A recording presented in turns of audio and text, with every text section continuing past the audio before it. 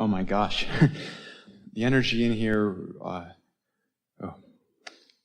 First Abraham conference, I'm a little nervous, but It's all right. I'm feeling a lot of energy over there when I'm sitting and watching you, and it... As a sort of homecoming, we sort of all influence each other into our natural alignment. And if we haven't consistently been in it, then it feels a bit much. That's what the feeling of overwhelmment is. We're not quite up to speed with everything, but you're doing fine. And I have a very fast-moving stream of energy, and I'm very sensitive. Yes. And so when I start to dip into it, it's like a, ooh, oh my God, it's all happening sort of feeling. And sometimes it doesn't feel like that sensitivity is a good thing, but it really is. Because as you learn to manage your focus, then that sensitivity just helps you to fine-tune things. But before you've learned to manage your focus, then that sensitivity is a kind of a rough ride. You're doing good. I'm learning now. I'm about 8 months into listening to your teachings, and I'm doing really well. Yeah.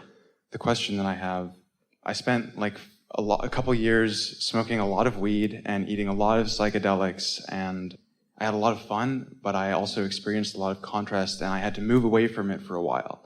And for the last year and a half, I've been mostly kind of sober and having a spiritual awakening, and having, when it's good, when I'm up, sometimes even the drugs or the weed can give you a spiritual awakening. You just can't stay awake long enough to know what really happened.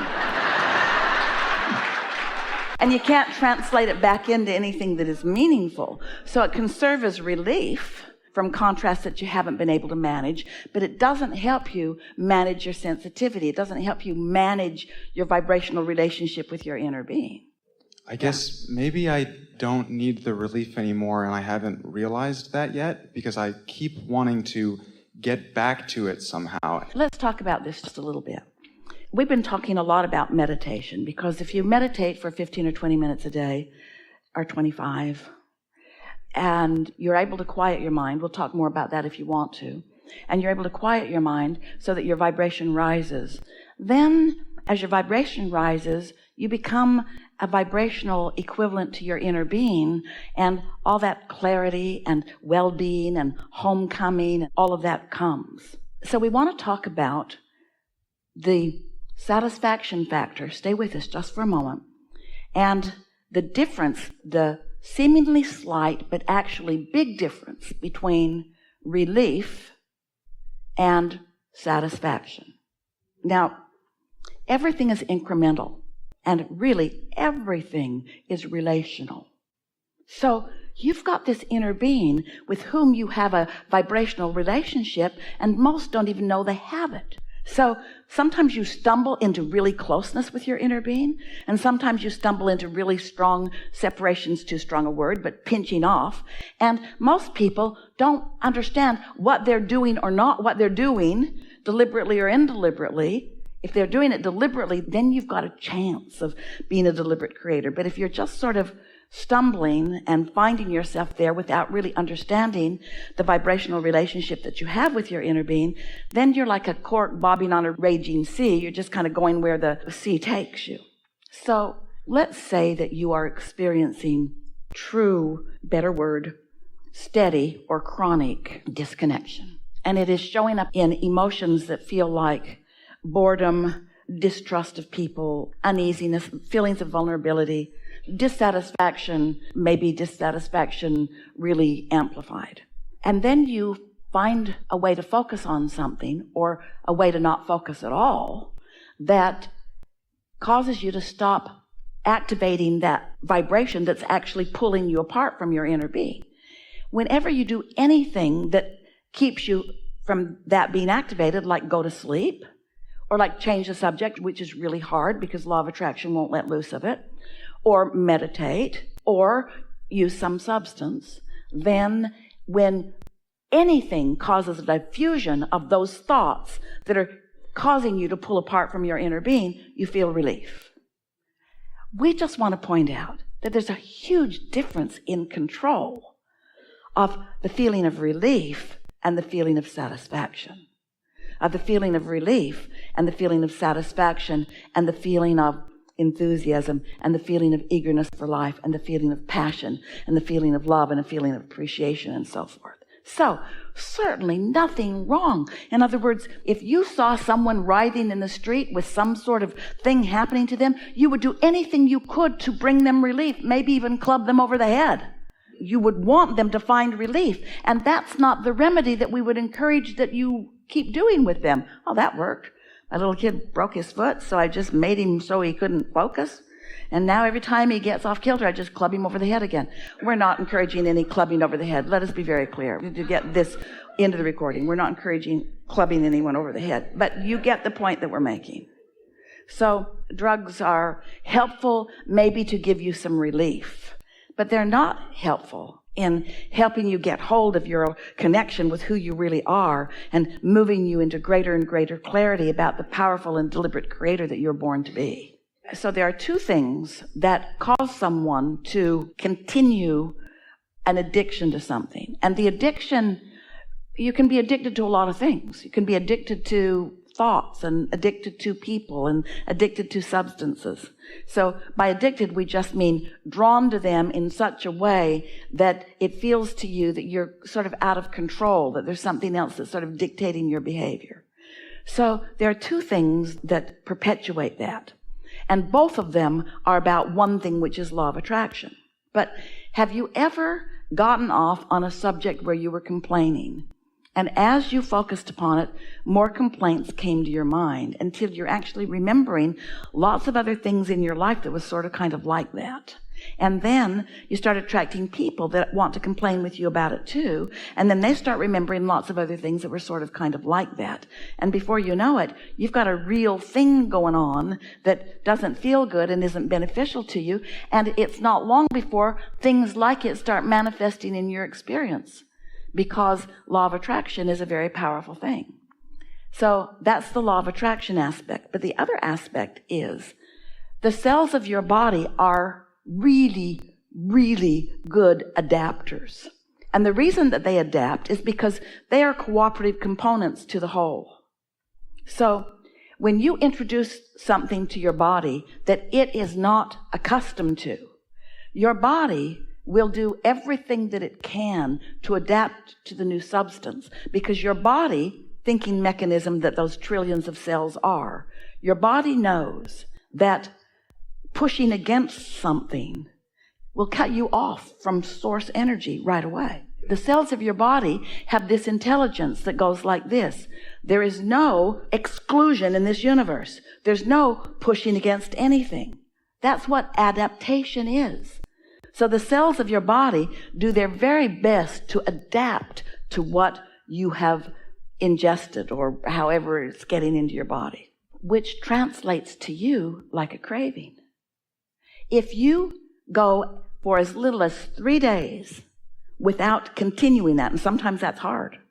Esther stops drinking Diet Pepsi about every 3 months and starts drinking Diet Pepsi about every 3 months. She's about over it, but you see what we're getting at? As you ingest it, then your body, in its adaptation, it translates to you like you would like some more. So you're really wanting to do two things. If you can say, I can go 3 days without doing this, so that the cellular asking will stop, and we promise you it will in 3 days, then you just got to tend to the psychological reason. And it's usually rooted in some form of dissatisfaction that you're trying to find relief from. So if you found maybe this way or some other way to release that dissatisfaction so that you're not trying to cover it up. Does this make sense to you? Yeah, I'm finding it a little hard to take in what you're saying just because there's so much going on for me. But I hope when I listen back that this will somehow... Let us say to you that we feel appreciation for the clarity of your asking, because we have never explained this more clearly. And that's because a clear question brings a clear answer. A big question brings a big answer. And so now just trust that you will be in a place where you can hear it more clearly. In short, 3 days without it will free you a lot. And caring about satisfaction in the absence of that relief that the substance has given you will give you new clarity that you're not used to. And we find you right now clearer than you are giving yourself credit for. Because I've been in AA, I've dealt with like the idea of addiction, and that's not necessarily where my mind goes, because I think I've come to a point, especially through listening to your teachings, where... See what those first 12 steps are all about with that. They're on the right track by suggesting that you just stay away from the stuff. Because until your cells are not under the influence, you're not going to get hold of the vibrational basis to really move on. So we have no argument whatsoever with what they are teaching. There's just 12 more steps and 12 more steps and 12 more steps, which your inner being will guide you to, and it's so much fun to receive them. Just that exciting, visionary, connected magic stuff. Is it still going to be there for me? Oh, so much. So much and so much more. Just kind of flow with us. Just softly listen to what we're going to offer you here, and you'll get the sense of what we're talking about. And these will just feel like words for a little bit, but they're words based upon how it really goes. This is the story of thoughts turning to things. And that's the story of magic that you're talking about. It's not magic. It's the natural process of thoughts turning to things. But to peoples who aren't knowing of the creative power of thoughts, then when thoughts are turning to things and the things are just appearing, they think it's magic.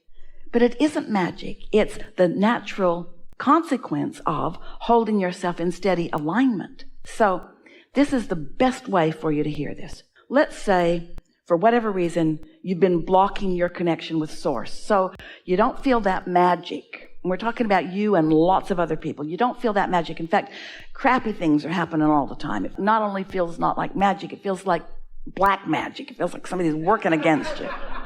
There isn't any of that, but it feels like that. So you decide that you are going to follow this simple offering that we're giving, and you decide you're going to, just for a little while, meditate every day for 15 or 20 minutes. So you manage to sit, you focus upon some sound in the room that requires focus. Esther likes to find the sound of the air conditioner because it's a steady sound. And just isolate it in her mind and just give it her undivided attention. And what she discovers is by giving it her undivided attention, all other attention just falls by the wayside. And sometimes it takes a little while because thoughts will come and she focuses on the air conditioner again, and other thoughts will come and she focuses again. So sometimes it takes a little bit, especially if she's really got herself ramped up on something. But eventually she can usually, within a few minutes, she can focus on the air conditioner and stop the other thoughts. And she knows she's done it because simultaneous to the releasing of other thoughts, she feels a physical sensation of relief. It's almost like the feeling that you get with the drugs. It's like a feeling of detachment. So as that feeling of detachment happens, then you're in a state of what we call connection with inner being. You're in the receiving mode now. Now, you've already put all of these things that you want in your vibrational reality, in your vortex of creation. So now you're detached from anything that's in the way, because when you stop thought, you stop resistant thought. And when you stop resistant thought, your vibration rises. And when your vibration rises, you're in the receiving mode. So now you're in the receiving mode. No big deal.